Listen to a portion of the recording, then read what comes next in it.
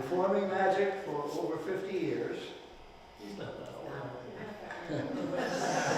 Well, I'm 61. I'm 61. I got the paper when I was 11.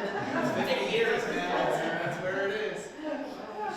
In addition to producing excuse me, the finest maple products excuse me, from his woods in Westford. You tell them, what did you say, the finest? Did you say the finest? The finest. The finest. Just kidding. You want me to emphasize that? Yes. Yeah, emphasize the finest. How about your professional sleight-of-hand performances and freelance photography and framing? Has a BS in zoology and an MS in botany. Served as a Peace Corps volunteer and recruiter. High school science teacher, and I'm not a third of the way through yet. Conducted field surveys for the U.S. Forest Service. Taught ecology, photography, and magic courses for elder hospitals for over 10 years. He's also circumnavigated the globe, solo cycled across the U.S. and Canada, natural history guide in many countries, and now I'm 2/3 through. Today he divides his time between northern Vermont and the Osa Peninsula in southern Costa Rica, where he conserves over 150 acres of Pacific lowland wet rainforest. Please go to his website at McBrideVermont.com for a complete picture of what he brings to the magic table. Would you welcome back Christopher McBride.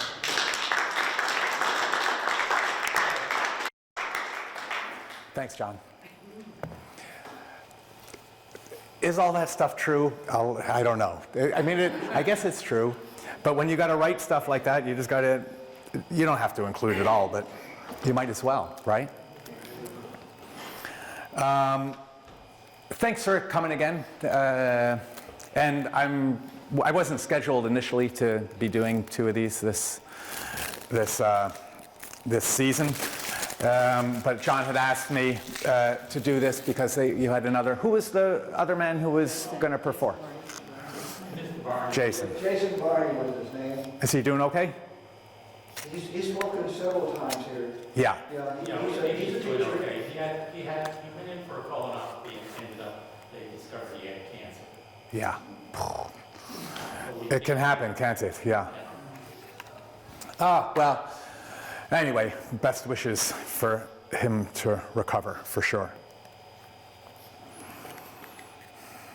Extra cards. What are we going to do? So, I've been in the middle of sugaring. It's a long season. I think had the season start, when did I do that first one? A couple of months ago.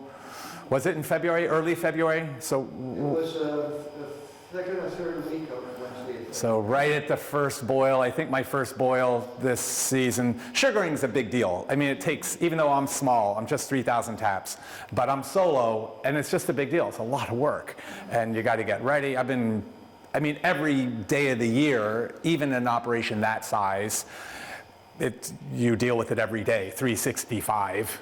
I wouldn't be able to send my kids to college. That's why I do magic and photography and other things. On an operation that size, I wouldn't be able to do it. But I think that was the first boil. My first boil was February 12th. And I boiled yesterday. We're waning right here at the end. That's a long season. Typically 50 years ago, it was a 5-week season, a 3 to 6 week season. Pretty much, it was more condensed, town meeting day to the end of April or the 3rd week of April, something like that. Nowadays, it's just so much longer. And luckily for me, that's not a big detriment just because I don't hire anybody. But for people who hire people, they're on the payroll for that much longer. And so there would be a big knock in the profits. For me, it's just a knock in my back and sleep. It's a little bit, you just get tired and you just get ready for it to end. Even though, golly, there's nothing like being in the sugar house. Yesterday was a beautiful day, sugar house, boiling away, made like 60 gallons.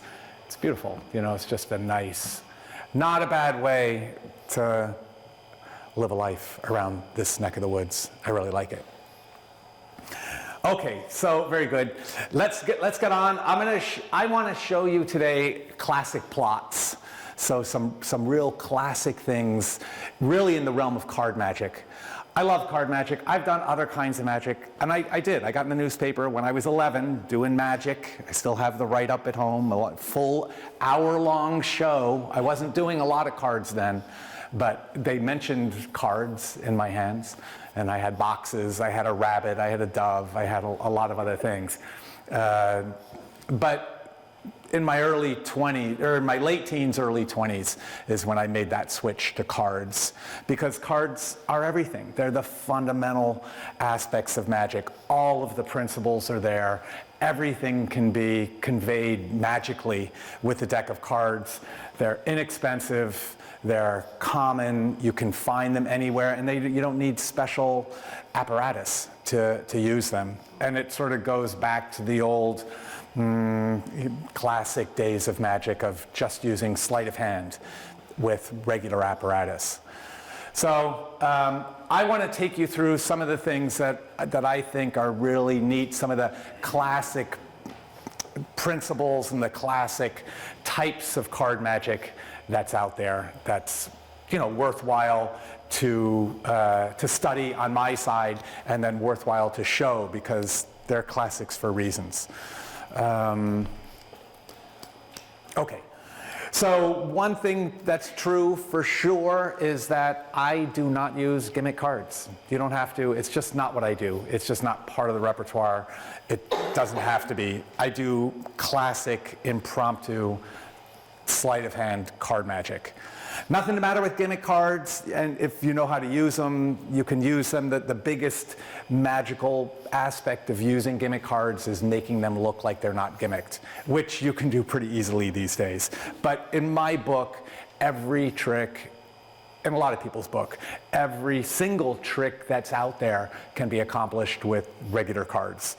Procedurally, it might be a little different, but effect-wise, you can create the identical effect with a regular pack of cards.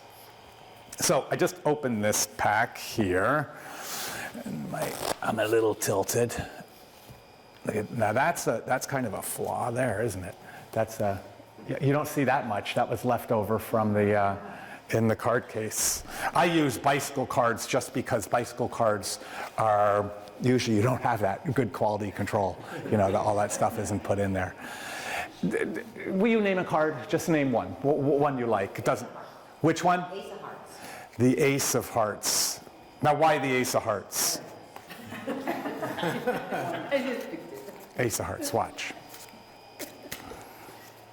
A classic. This is classic. Would be to make any card in the pack travel from the pack up the sleeve, or apparently up the sleeve, in and around. I think it went into here. Into my pocket here. One card and only one card, and it's the only card that's named, the Ace of Hearts. Looks pretty good. That looks pretty clean, just with a regular pack of cards. Isn't that amazing? Yes. So I'm going to give the pack to you, and you can check to make sure there's no other Ace of Hearts. Yes. And shuffle them up. I'll put that one back in, and shuffle them all in. Shuffle them together. Put it in the middle, mix them up pretty well, just so there's no way that I could know where any of the cards are. Okay, they're in order. Well, they were in order. I just did one shuffle. They were in order. They come in order when you open the pack. If I wanted to buy some time, I would have shuffled them. How many times? Do you know what Hoyle says? The book of Hoyle, Hoyle's Book of Games, the Bible for games, cribbage, and card games. 8 shuffles. 8 shuffles will effectively randomize a new deck, a pack that you open, and if you open a pack that's not in new deck order, something's fishy. It should be in new deck order. If you open it, that is brand new. And then would you pass to somebody else who likes to shuffle after you finish, just to make sure they're completely mixed? I'll show you something really cool. So with that theme, which is a classic theme of magic, having cards travel. or having anything travel. And this could be replicated with a coin, with a dove, with a person, making them move from one place to another invisibly. But it can be accomplished real nicely. I thought that was pretty smooth. Right? It should have looked pretty good that card travels. This one, even better, because it's not going to deal with just one, it'll deal with 3 cards. And the cards I shuffled before, but now someone else is shuffling. And I'm open to any questions or any comments, during, this is a little bit less formal of that last performance that I gave. If you have any questions or comments and stuff, bring them on. I like to address it. It's fine. So the pack's been shuffled pretty well by 2 people. Is that fair? There's no way that I could know or need to know the order of the cards, or else I wouldn't have passed them out to have shuffled between 2 people. Is that okay? Is that fair? I like to be on the same page as everybody. I'm going to have 3 cards touched. Just touch, and not the bottom card. I don't want the bottom card because I can see what the bottom card is. So 3 cards. I'm not going to reorder the cards. Shoot, if I shuffled the cards right now, I could reorder them. I could put them, you could do that, right? It's possible. I think you saw that last time, right? You can put cards wherever you want them to be. But I'm not going to do that. I'm simply going to spread the cards. I'm going to ask you to touch the back of one. This one right there, and I'm going to show it to you. Okay, so and other people can see it, it's not a secret, except for me, I don't want to see. But that's your card, freely touched. I'm going to have you touch a card a little further down. Which one? This one there, and I'm going to show you. And so that's card number 2. It's just important you remember card number 1 for sure, you remember card number 2 for sure. So there's card number 2. Is that okay? It's fair, I haven't cheated, I haven't done anything yet. This one right there. So I didn't reshuffle, so that's the 3rd card that's been selected, right? 3 cards. And do notice that they're not all together. They're in 3 different parts of the deck. Pretty clear, isn't it? I like it. I like it to be clear. Now, I'm going to push them in, but I'm not going to cut. I'm not going to try to see how many cards are above or below each card. I'm not going to cut the cards to put them in different places. I'm just going to square them up as they lay in the pack. And I just want to make sure that's clear, and I want to make it clear that I'm not holding any breaks. The reason you do this is just subtle, shows that my fingers aren't sticking or marking the place in the pack. Can I do this with you? Okay. So is that fair? The pack was shuffled, it wasn't reshuffled. 3 cards were freely chosen, and I didn't take them out of the pack, and they're not sticking out of the pack whatsoever. They're not sticking, it's a legitimate pack of cards. Yeah. It's completely fair up until this point. And what's your name? Jeannie? Will you put your hand out flat? Just put your hand out flat. I'm going to put the pack on your hand like that. And try not to drop. You're going to feel something in just a sec. She's going to feel the cards getting lighter. I'm going to wave. 1 card lighter. Did you feel? You should have felt the pack get 1 card lighter. Because I think that card went into my pocket here. Wait, don't drop them. Don't drop them. 1. Here, hold them up, hold them up. I'm trying to. You can cradle them a little bit, so okay. Yeah. That's 2. Another card just left the pack. Did you feel it get lighter? No. See, I did. I felt it go over here. Okay. Not to the same pocket, mind you. It went to a different pocket. 3rd. Surely you felt that one. Did you feel that one? No. You did not feel it? The 3rd. Over to here. Unbelievable. Unbelievable. It's true. Did it? Yeah. Oh, yeah. There. Perfect. 3 cards into 3 different pockets. Now, the hard part would be to take each card and make it go back to the pack. But you wouldn't want to see that, would you? You really want to see what the cards are first, wouldn't you? Yes. Yeah, well, let's take a look. sorry. I meant to prop that up so you didn't lose sight of it. 3 cards. I don't know if they're the right ones. You selected the card, you, and you. What card did you select? Ace diamonds. Which? Ace of diamonds. Ace of diamonds. Well, I did get that one. Ace of diamonds. It's pretty good. I mean, one is pretty good. Jack of hearts. Of hearts? Not spades? No hearts. Okay, that's good. Hearts. That's good. We got hearts. And then the last? Ace. Of hearts. Ace of hearts. And make sure they're not there. Make sure they're not there. Make sure. It looks like magic, doesn't it? Another real classic plot in magic. Having cards in a very clear way leave an area and reestablish themselves somewhere else. Pretty cool, huh? They're gone, aren't they? Yeah, perfect. I love that one. I did that one last time when I was here. So, Yes?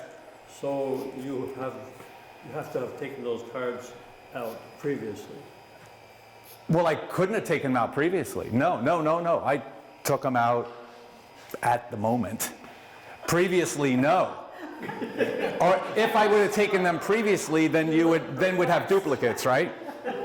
There are no duplicates. You already saw that they weren't there. Those cards had left. When we touched the card, Yeah? from that point, Yeah. somewhere in there, you grabbed it. Somewhere there, yeah. But it looked pretty good, didn't it? You didn't see it. Exactly. That's why we call this magic. No, and the reason you didn't, 3 things. Three things. The reason you didn't see it is I did it pretty well. I mean, the mechanics, I felt like, I don't always do it perfectly, but that was good. You know, the mechanics of that were right where I wanted them to be. So that was good. Number 2 is I'm proud of the routine, the construction of that routine, the methodology, the sequence of events. There's good books and there's bad books. There's good plays and there's bad plays, simply based on how they're constructed, you know, whether or not they make sense. And this is very true in magic, is the construction is paramount. You can do the same maneuverings, and if the construction's lousy, it just doesn't give the same effect. And there's tons of ways to present. So anyway, I'm proud of that construction. I've thought, I've changed, I've been doing it for a lot of years. So the construction's right on. And the third part is less controlling for me, is that you were willing to pay attention. I have to. And I'm not just trying to be nice. If you don't pay attention, it's not going to really be, if you don't really pay attention, I mean, the more exquisitely you pay attention, the greater the opportunity is for me to make it work. And all 3 of those things have to sort of be in line. I have to do the job right. It's not a pipe dream. You can do anything with practice. You just can. You can do anything with practice. And then the construction is, you know, that's give or take. That's your creativity, how you construct something. And then number 3 is the audience is willing to pay attention, close attention to every single thing I want you to. I want you to. That's kind of key, right? Right, to make that seem important. And if all of those things line up, you don't have a chance. Or you do, that's a weird thing to say, you don't have a chance. It's more of, you do have a chance to see something extraordinary, or to not see something, you know, all of those things. It's all sort of philosophical. But you do have the chance to really witness something that's befuddling, that's just apparently looks like magic, you know? It's pretty cool. And then don't discount the idea that I'm just cheating, and you're the ones declaring that it's magic. So it's not me, I'm guiding you. I've considered, you know, I have my cards, what do I say? I don't know, magic, I just say magic. photography frames and maple. But I've considered having a card just for magic and say an environmental guider or an environmental planner. You know, that's a pretty common term, an environmental planner. Someone who guides an environment, guides people along the way to something that's bewildering, you know, that doesn't seem to make sense. Yeah? When we pay very close attention, Yes. does that provide you with a better chance for distraction? Yes, you know, distraction's one of these weird words too. Distraction, it corresponds to these words of misdirection. You've heard of misdirection, right? Which you say, well, that's distraction. Misdirection is distraction. Years ago, there was a great Dutch magician. I study. I'm just a compilation of everything I've studied, you know, in magic, principles and theories. And there's a Dutch magician. He was phenomenal and for all realms of magic. And probably 30 years ago, I read one of his seminal books, and he was a real advocate of, at least in the performer's mind, to separate out and to change the definitions or to change the attitude towards misdirection and direction. And he wouldn't even use misdirection is a common term used in sleight-of-hand magic. And it's common, most lay people know the term misdirection. You're misdirection, you're distracting me, right? So if I think of it as misdirection, I kind of miss the boat. And I really agree with this. I have to think of it as direction. So I'm directing your attention. I'm not distracting your attention, I'm attracting your attention. And so if you think in those terms, sometimes it's just thinking in those terms can make the slightest bit of difference in performance. In other words, even just thinking, if you have a coin and I place a coin into a hand, or I take a coin from my hand, those are two totally different body language kind of moves. If I place a coin into a hand, or if I take a coin from the hand. And depending on what I want to do, if for practice and for doing it, if in my mind, I forget about the word distraction and I say, where do I want their attention to be? Not what do I not want their attention to be on, where do I want it to be? It's a cool concept, and it's completely pertinent to magic, and it's a fine point. It's a real fight. It's splitting hairs, but that's where you get eventually. I mean, when you get, you know, as you keep going with these things, these are the things that keep you up at night. You know, it's the minutia. All right, so good. We got through those pretty well. I'm gonna do this. God, did I bring my pen? Oh, yes. Okay. Yeah, I'll do this. I'm going to just tilt this just a hair, just because I'm going to shuffle. And I don't want these to slip. There, better. Okay. I'll have a couple of cards chosen and signed. Okay, this is cool too. And it's part of classic magic. Classic magic that makes things more powerful. Physically, it's not going to change a thing having the card signed. It won't change anything maybe in the construction, but it won't change anything in the technique for me to accomplish. It doesn't change the feel of the card or anything like that. But emotionally, it changes everything when a card is signed. Emotionally, it personalizes it, and then it just elevates it for I wouldn't even say a psychologically known reason. It will elevate the magic. So I'll have two cards. This pack has been shuffled well to begin. Would you come on up? Do you mind? And just cut the cards, just a straight cut or like that. Perfect. So I can't know where any of the, just wait a sec. I can't know where any of the cards are, can I? Can I? Impossible. Do you want to cut? It's impossible.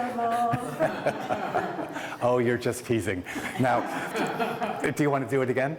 All right. Only if you want. You don't have to. So I can't know what the... Alive and breathing. Yeah, it's the curse of the new cards, but new cards are good because you can anticipate how they are alive and breathe. Is that all right? I can't know what the cards, I can't know the position of any card in the pack. Not at all. Okay, very good. All right, very good. I'm going to take the top two cards, make sure I do it properly, and I'm going to put them on the table. Top two cards. Ace and 9. And I'm going to have you sign the ace. Just initials? Initials is fine, or you could sign it big time, however you like. Nice and big so we can see. Is that all right? It's all right. If we can see that, all right. I should have told you first. The ace.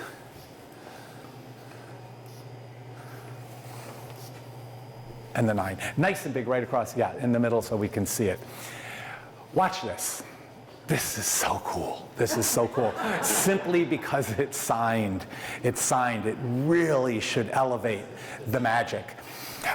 I mean, those other cards could have been signed, those 3, but it sort of went to, what's your name? George. It went to what George was saying, so you had to have those in the pocket first, which was a little bit weird. So, but that's all you were left with. I mean, it was pretty clean, right? So what else could it have been?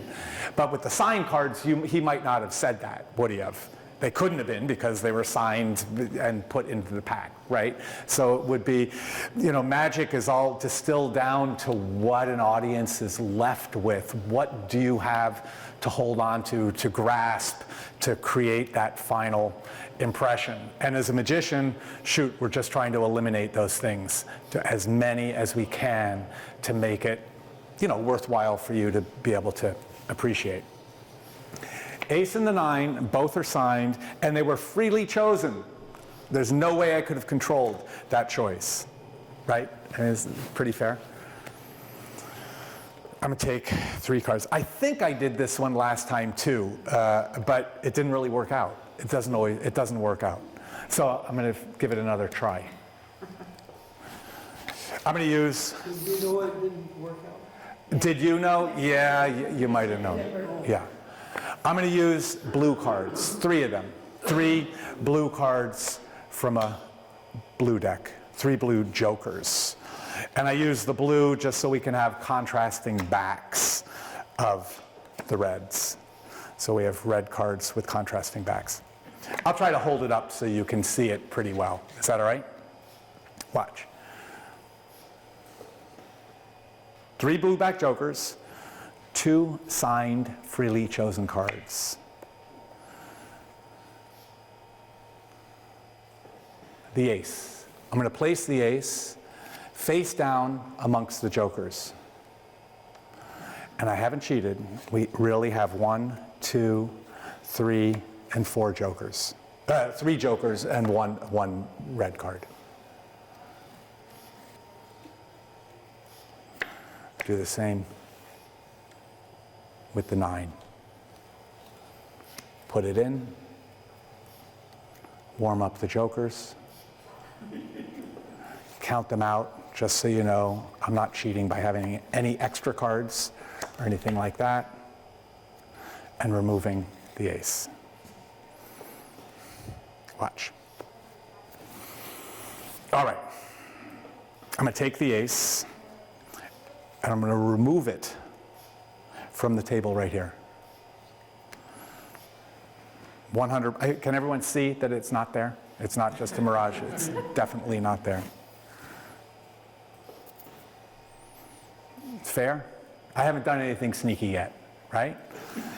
1, 2, 3 jokers. Watch. See it? 1, 2, 3, 4 cards. For heaven's sakes. I know.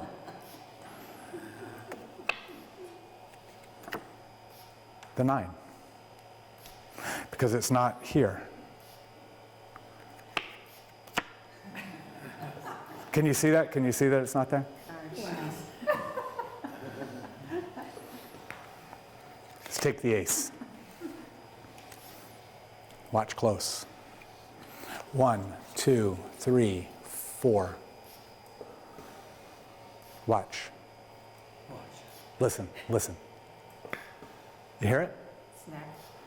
Yeah. A joker, that's 1. A joker, that's 2.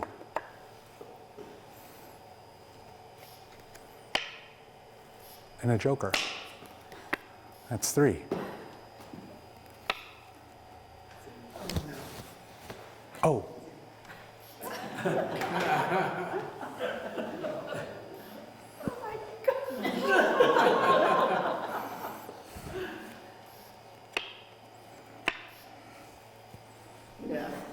Is that you? There it is. Is that you? So having the card signed, I mean, my God, it just makes it, it just makes it so much more intense because it 100% eliminates the idea that there's duplicate cards, right? But more than that, it personalizes it. It makes it so, it's somebody's name is on there, so it personalizes it, which is pretty nice. I like that. Watch this. Let me try this. Another classic in card magic. Pack's been shuffled, and I had 2 people shuffle the pack for a reason. You have that for a reason, so it becomes memorable in your mind. So you remember for sure that the pack was shuffled. Sometimes I'll do it with a lot of people. I'll do like 5 people have the pack passed down, if that's important. 2 people doesn't shuffle it any better than 1. But emotionally, it's a hook, and emotionally, it guarantees. So I'm telling you some philosophy behind magic and why I'm doing the things I do. But it would make it where I wouldn't have to express it. I like to express it because it's part of the deal. It's part of what you practice and what you study, and I think that's fascinating to. I hope it's fascinating to you. To me it is. It's why you do things. And so it locks down that memory to you. It makes it more memorable. But if you were just logical and not emotional creatures, it would make no difference if it was shuffled once and if the pack was cut once or cut several times. It really makes no difference on a logical side of things, but emotionally, it makes a huge difference. Does that make sense? It's pretty cool. Let's try this. So I'm going to see which is the best way to proceed here. I'm going to go here. Will that do it? Okay, I'm going to do that. I think I showed these last time. Shuffling. So I'm going to try to arrange some cards in here by shuffles. If I can do it without much bother. Called a Pharaoh shuffle.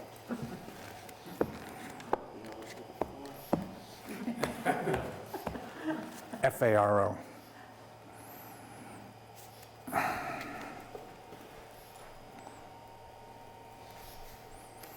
So I missed a couple on that one, but I'll make it up on this one. Watch. Watch. Who has a suit that they like? And you can, anyone who, first suit that's named freely, I'll go for that. Cabbage.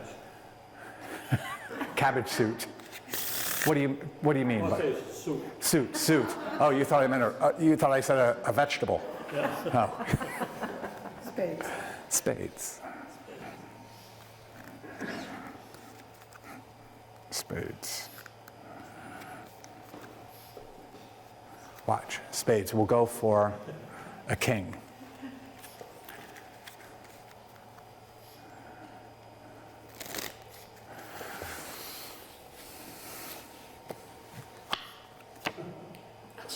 King of spades.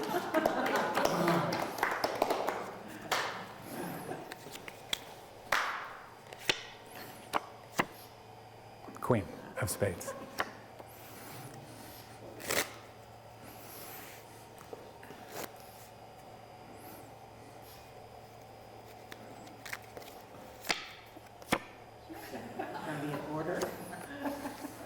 They are so far.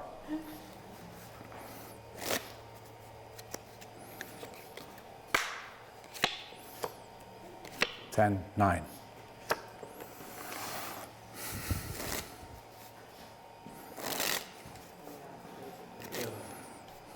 All right, look at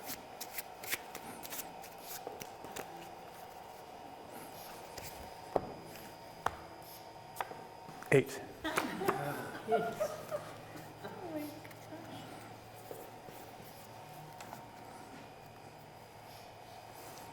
Everyone see pretty well? Because we're going to try for the 7, okay?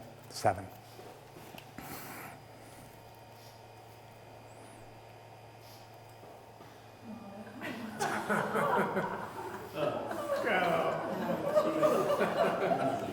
Must be magic. It must be magic.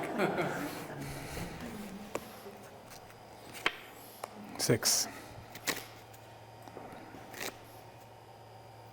Yeah, I like this. I borrow from you, just one.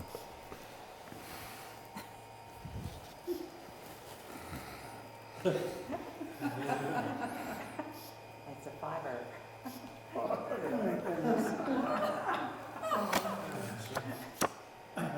5. Here, do me a favor, blow on the 5. Comes a 4. Can I do that with mine? Wait a second. No, I did it five. 5.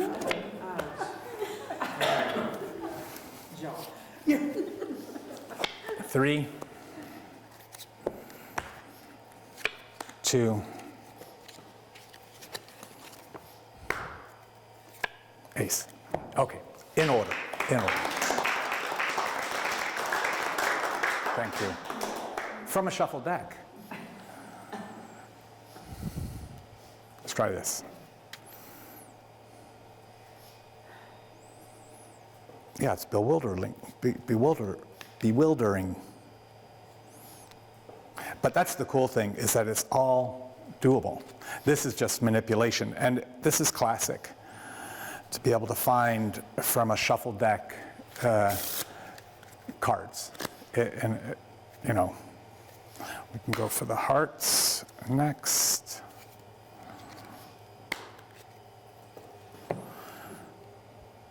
I think that's it. 13 hearts. 13. 1, 2, 3, 4, 5, 6, 7, 8, 9, 10, 11, 12, 13. Hearts. In order. In order. Heart. 13. Perfect order. Perfect order. That's not bad. That's pretty good, right? Can you see that? Yes. Isn't that cool? And there's the 9.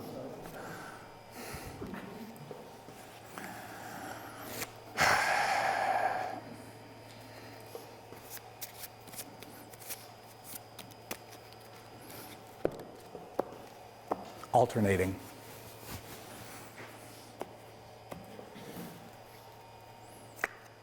King of diamonds. Ace, descending order. Queen. 2. Jack. 3. 10. 4. 9, 5, 8, all the way through, right? There they are.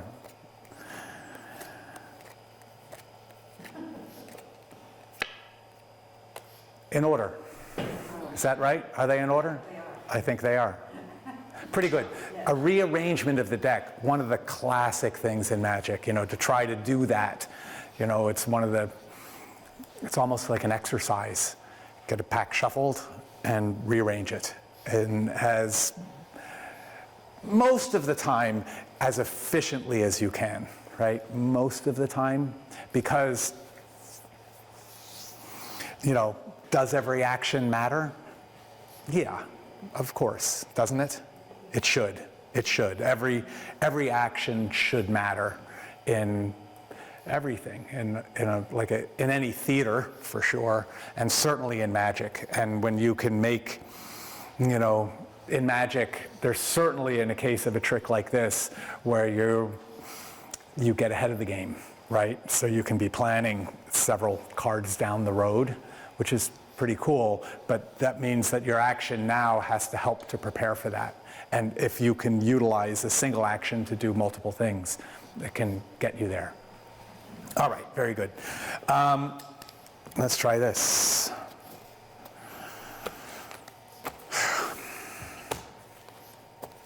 Anybody shuffle them again? Anybody? Someone must like shuffling. You like shuffling. So mix them up, mix them really up well now. Really mix them again. 8 times. They are in new deck order now. The idea, again, back to what I said before, it doesn't really matter. The willingness for the magician, because I'm trying to cheat. Yes, I mean, that's what I'm doing. But it's the willingness, as far as the effect goes, the willingness to hand out the pack, it doesn't really matter. And she could do 8, she could do 20, she could do however many she wants, but that's just it. When you leave control to somebody else, it should, all I'm looking is to elevate the magic. I like to remind you of those things because sometimes somebody would grab the deck, shuffle, and say, oh, well, I didn't shuffle it enough. Well, what does that mean? You know what I mean? It's a weird thing. But then again, that's tapping emotional. That's an emotional tap in. Just a logical tap in wouldn't really go there. Logically, I'm giving it away. You could do that, and right, it would be the same kind of thing. Okay, this is a little bugging me because I'm going to go into my pocket here. This is something I really like to do, and it's a classic trick based on the Houdini metamorphosis. So again, replicated with a pack of cards, but having 2 things change places. It's the old metamorphosis box where the assistant gets tied up, shackled in a box, and the box has a chain around it, a big trunk. They go in, and then the assistant stands on top of the box and has a shower curtain kind of a thing, pulls it up and down, and shoop, they've changed places. You know that trick? Seen it? It's big stage illusion. It's been around for a long time. When I was a kid, I always wanted, actually I sent away for plans for that from Lou Tannen's in New York City, probably in 1975, 76. Sent away for plans so I could build that in the wood shop, but I never did build that trick. I guess it was just too big, too bulky to do it. This is good. This will take its place with a simple pack of cards. I can afford maybe this. I'm going to slant. Does that help a little bit? Yeah. Yeah. So I need 1 card to be named by, can you name one that you like? 1 card, Out loud? ace of spades. Ace of spades. Ace of spades. And we'll have it signed.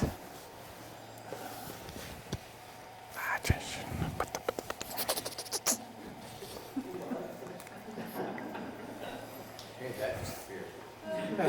The what? Made that disappear. I did make that disappear. Ace of spades signed. So this way we know it when we see it again. Thank you. Chris, I'm wondering Yeah. where all the cards are, how come we can't find your pen? This should tell you something. This should tell you something. Exactly. It's a good point. Ace of spades. Put it in my pocket. I'm going to try to sneak it out. Okay?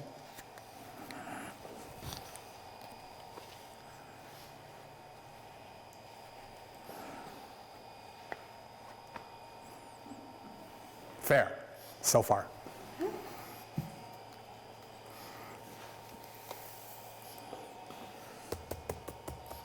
Another card of these 51. Will you name another one you can see? Queen of spades. Queen of spades.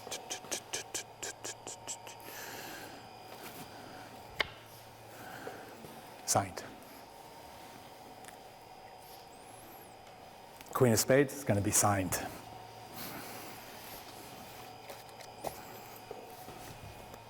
Pretty fair? Is that all right?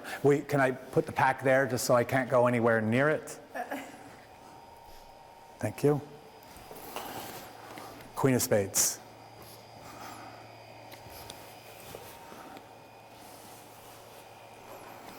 Ace of Spades. It's going to happen fast. Watch. I'll do it sort of in the backdrop of the wall. You should be able to see it right here. 1, 2, and 3. Pretty good? I think. Yeah. Right there. Isn't that good? Yes.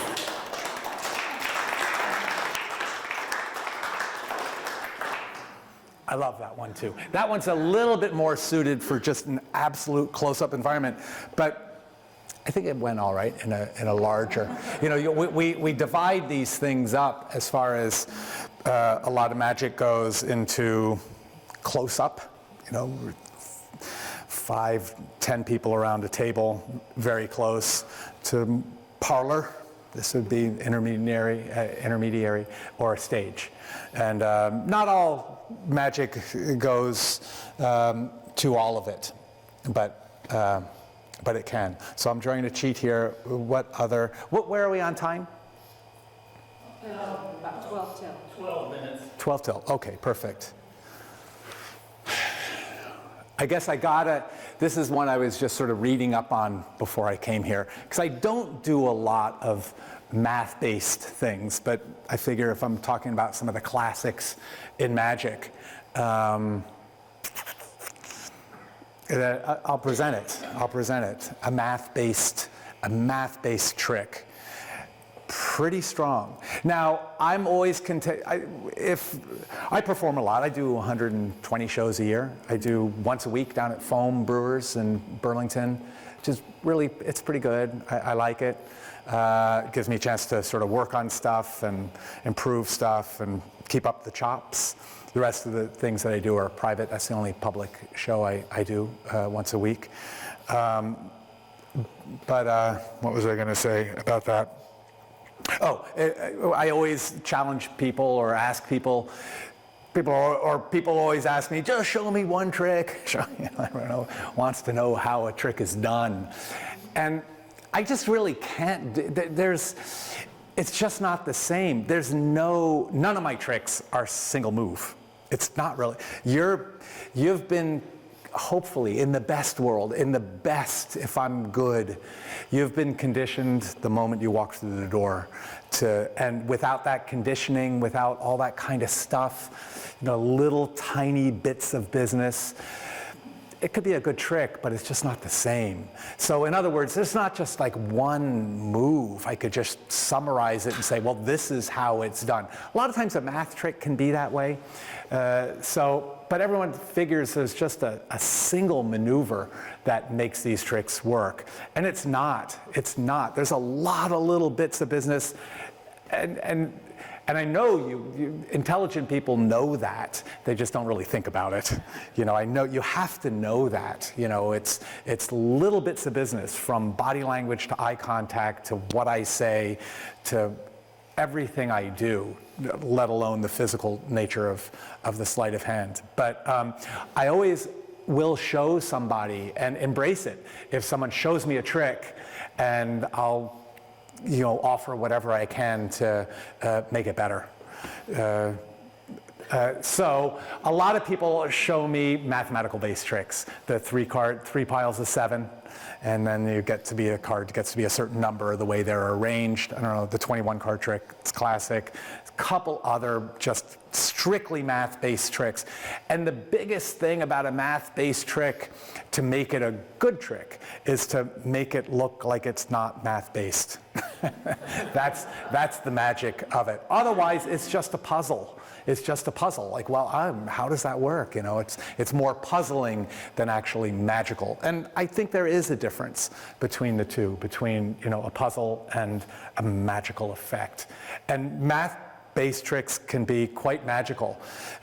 Certainly if they're coupled with sleight of hand, certainly if they're coupled with memory stuff, certainly if they're coupled with other kinds of things. But this is strong, and I just came across it. It's not part of my working repertoire, but I will give it a try. Somebody, how do we do? The pack's been shuffled. I want to pick somebody new. I go with, can I do this with you? Will you pull a card out, anyone at all? Just pull it out. Don't let me see it. Show it around to everybody. And put it back in the deck and shuffle them up.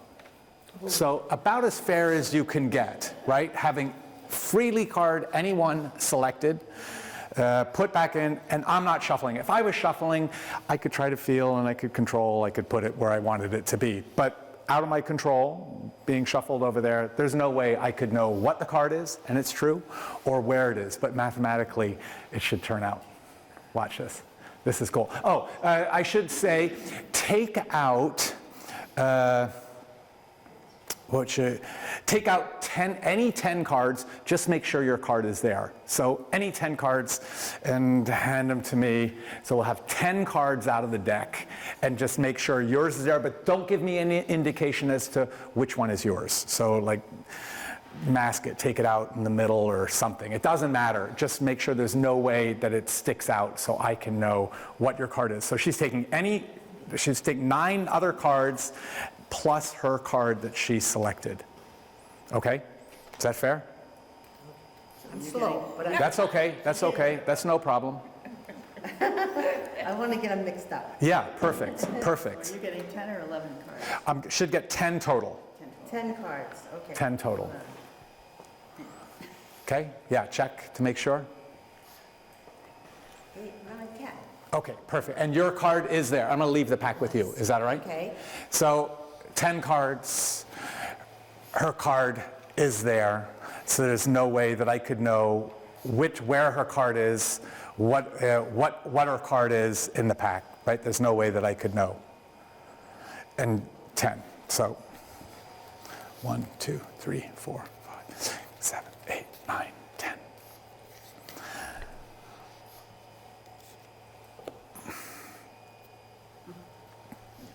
I haven't done this, so I'm trying to still sort of figure it out. And that's the truth. I lie. I do lie. I do lie. I'll admit I lie. I try to keep you appraised when I'm not lying. But it's part of the deal. It's part of what we do. I mean, you can't always be completely transparent. But truthfully, honest to God, I haven't done this before. So I'm trying to think of exactly the best way to go about it. I know the principle. I'm going to shuffle the cards as many times as you want. As many times. And you are going to be the one, what's your name? I'm sorry. Joyce. Joyce is going to be the one that stops me from shuffling. Or tells me when, actually not stops me, don't stop me mid-stride, don't stop me, I'm going to do a very deliberate kind of a shuffle. And stop me after each shuffle. Don't stop me after each shuffling event, but you're going to get the choice. You're going to get to decide. Okay, no, I'm trying to rephrase. So I know it's bad. I know that's bad. I'm going to shuffle them, and then I'm going to give you the opportunity to make it so there's no further shuffling. Or you could say, shuffle them again, and I shuffle them again. And then I'll stop, and then I'll give you the option to say shuffle again, or that's it. But not until I stopped shuffling. When I stop, no matter where, when I stop, your card is going to be the 7th card from the top of the pack. Will be the 7th card from the top of the pack when I stop. Okay, and before I start, I just want to show you how I'm going to shuffle before we're involved with this back and forth. The shuffle's going to look like this. It's going to mix the cards, make 2 piles of cards like this, and put them back together. That's going to constitute a shuffle. And make sure that they're not together. So a pair that is right now in the pack is no longer a pair. I'm going to do that as many times. And I want it to be clear. Look, the second card in the pack, the 9. I'm going to deal them down. The 9 no longer is the second card in the pack after a shuffle. After infinite shuffles, it changes positions every time. So I shuffle again, and the 9 changes position on every shuffle. Every card changes position on each shuffle. Okay? I'm going to turn the 9 over. I don't know if the 9 was yours or not, but I'm going to turn it over like that. So, is that clear? Is that clear that that's the shuffling procedure? I want to be above board to begin. I'm going to shuffle them once, and then I'm going to give you the opportunity to say, that's it, or do another one. Okay? Okay, so. One shuffle. And I said that at the end of the shuffle, the card will be the 7th position. Do you want me to shuffle again? One more. Don't give me any indication, because you don't want me to cheat on the shuffle. So you can say, but you know what I'm talking about? If she was to say that's the last one, then maybe I do a tricky maneuver on the shuffle. The key is, and I should make this clear, that should be very clear. It'll make it more magical, because then you'll say he just did something on the last shuffle. So you don't let me know when the last shuffle is. This is key. This is key. It should be key, right? Magically, it should be key. Different card now. Okay, no, remember your card. You remember your card? Okay, so I'm just going to do it again. You understand now, yeah. So I'm going to shuffle like this. Same way. I try to make it clear. You want me to stop or do another? Another one. Okay, yeah, that's good.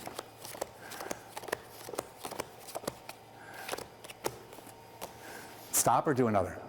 Stop. Stop now. Do not do another one. No. And where did I say the card was going to be? 7th from the top. Now, certainly. All right, you come on up here. Is that all right? Sure. Okay, you pick up, no, don't drop them or anything. Pick them up in a dealing grip. Just pick them up and pick them up. No, hold them face down, dealing grip. And deal out, I just want you to do the dealing, okay? So deal out 6 cards. 1, 2, 3, 4, 5, 6, and stop.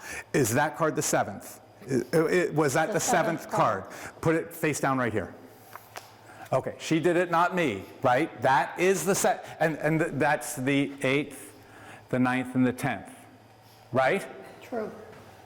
So I didn't cheat on the count. All right, thank you very much. Thank you very much. It's fair. Was it fair? Now, how could it be? How could it be? There's no way. But this number, this counting stuff, does make it appear mathematical. And I do not know what the card is. There's no way. She picked any card out of the pack, she put it back in, and she shuffled.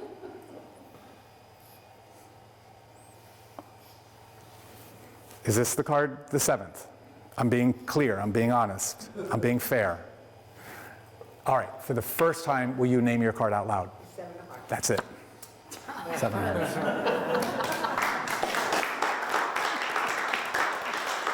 That's good, huh? All right, we're going to end there. That was a good one. Yeah, question. So, when you have been in the audience and somebody else has been up performing, how adept are you at picking up what it is that they're doing? Well, shoot, you know, I study it, so I'm more adept than you, most likely, just because it's what I study. So I know how things can work. Been stumped? What? Been stumped? Yeah, for sure, 100%. But I feel, I've felt for some time now, for some 20 years or so, that, you know, if I can't do this, I've been barking up the wrong tree. But I should be able to reconstruct. If you show me a trick, if you describe a trick to me, It's what I do. I mean, I've been doing for a long time. It's what I do. I should be able to reconstruct that effect and make it identical to an audience. Perhaps if the person's using classic moves, shoot, I should be able to see it. I should be able to see it. But what you might not see, you could still know. I mean, if I see a double cut, I could say, well, he just put the card fourth from the bottom. I mean, I know how those things are due. There's general procedures. The people who throw me off are folks that maybe didn't study sort of classic card magic, who didn't join magic clubs and were influenced by a lot of other people in the way that they behave. There's a man who I really admire. I don't try to emulate because I'm a pretty precise guy. Hopefully what I show to you in a presentation is a reflection of me. I'm not trying to fake that. You know, I don't have a new personality for stage performing. It's hard enough figuring out. The big part of doing magic is figuring out yourself, what's normal for you. That's a big part of self-study rather than studying an audience. That sounds a little weird, but it's 100% true. A lot of performers do a performing persona where they have to create a whole new character. Well, shoot, man, then you got to create a whole new character. For me, I'd rather just study my character and see how I normally behave. So it's those folks that behave, that do things in a different way. Leonard Green is a Swedish man, a guy who's expert sleight of hand, but he performs in a really sloppy, haphazard manner.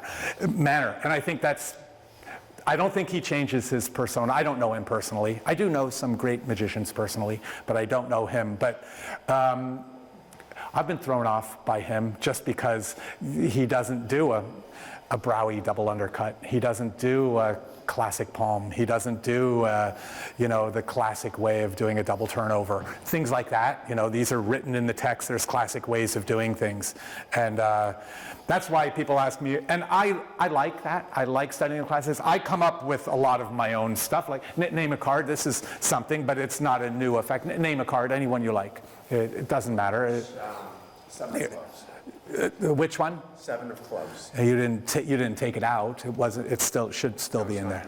Okay, 7 of clubs. So this is a way. This throws people off usually because it's not typically the way that the people would do this. But if I take the 7 of clubs and I throw it and catch it out of the air like that, that's a different style of catching a card out of the air that, fits my persona pretty well, my performing style. And the classic way would be from a back palm, having a card palm back and then brought out forward. I don't do any back palming. It's just never was really appealing to me, palming a card in the back of the hand.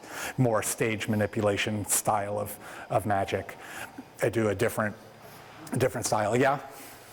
Are any of your talents useful in No. casino? No. I just thought you were going to stop right there. It's just useful. In a casino, yes, 100%. Everything I study is from the card table.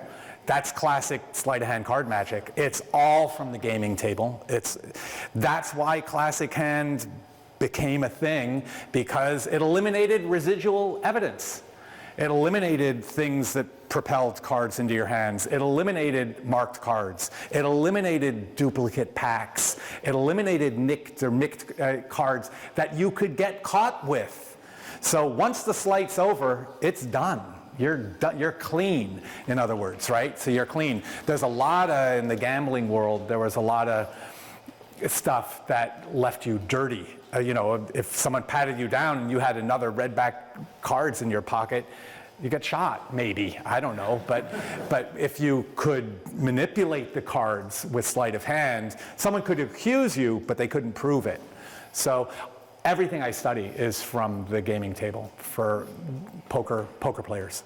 So then, I don't do any of that myself. I've never even gone to a casino. I cheat, and the better I cheat, the happier I make people feel, because I've seen more extraordinary stuff rather than pissing them off by stealing their money. But you could, but attitude's huge.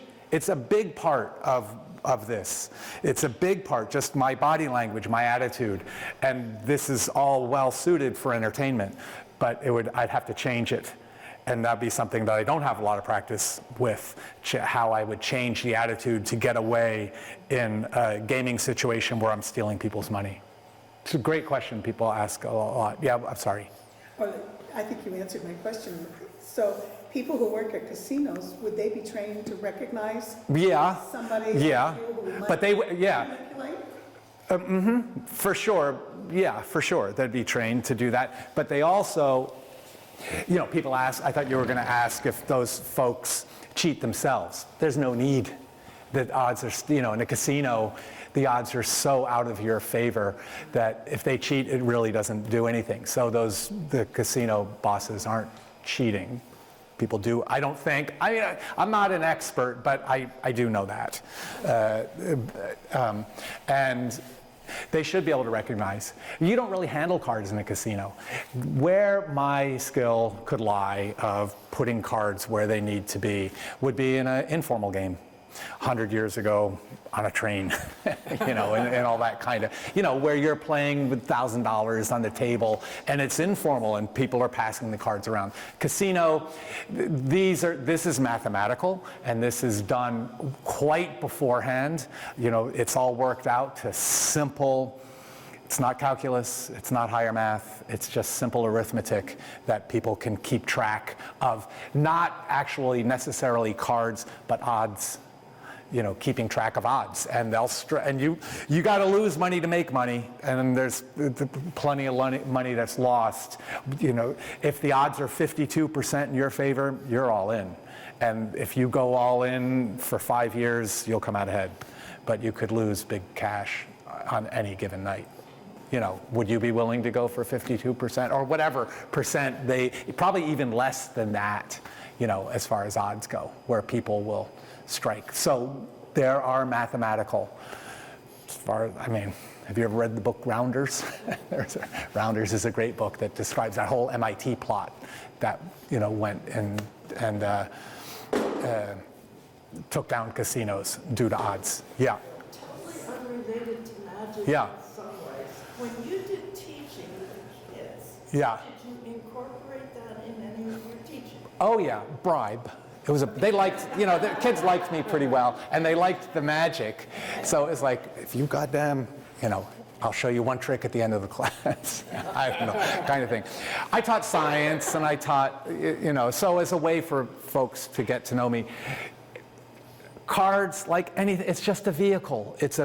Magic is a vehicle to interact with an audience. That's all it is. Just like a cello or a piano or anything else. It's just a vehicle. So, the more, as a teacher, the more ways that you have to share something that's important to you is pretty good. But, I didn't teach math. I taught physics, I taught bio, and I taught environmental studies. But as a way of a bribe, the kids, I liked the kids, and they seemed to like me pretty well most of the time, and they liked my magic. So I'd use it as a bribe that I'll show you a new one I'm working on kind of deal at the end, if you shut up. Hey, that's pretty good. That's good. I had a good time. It's pretty nice. Thank you, guys. Thanks for coming. I appreciate your time.